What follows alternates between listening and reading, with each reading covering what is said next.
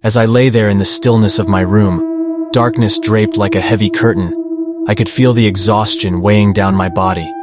The day's stress had taken its toll, and all I craved was the sweet embrace of slumber. Little did I know that this ordinary night would soon transform into a chilling encounter with the realms of the unknown, a dance with death itself.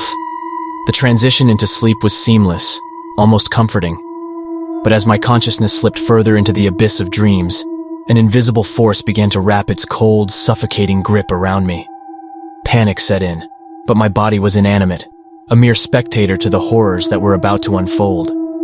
In the dimness of my bedroom, I felt an ominous presence drawing closer, its malevolence palpable.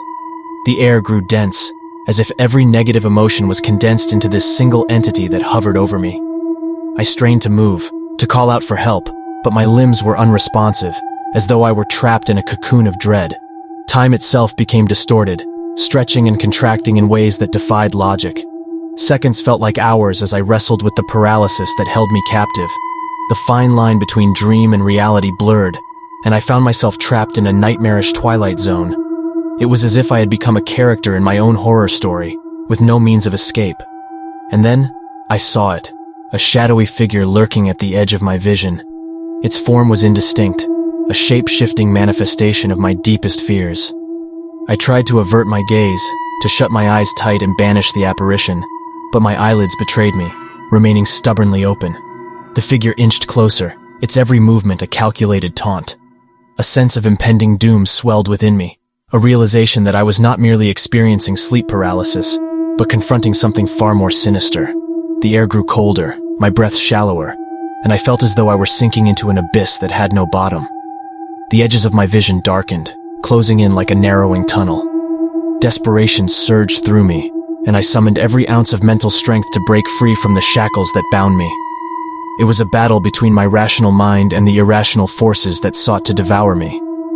As I fought against the paralysis, my fingers twitched, a glimmer of hope amidst the suffocating despair. With an agonizing effort that seemed to stretch across an eternity, I managed to regain control over my body. Gasping for air, I clenched my fists and forced my eyelids shut. The oppressive presence began to recede, its grip weakening with every heartbeat. Sweat coated my brow, and my heart raced as though it were trying to outrun the horrors I had just witnessed. Finally, the darkness that had engulfed me began to dissipate, replaced by the soft glow of dawn filtering through my curtains. The room felt warmer, safer, as though the night's terrors were nothing more than a fleeting nightmare. But the residue of fear lingered, a reminder that there are depths of the human psyche that can manifest in ways beyond comprehension.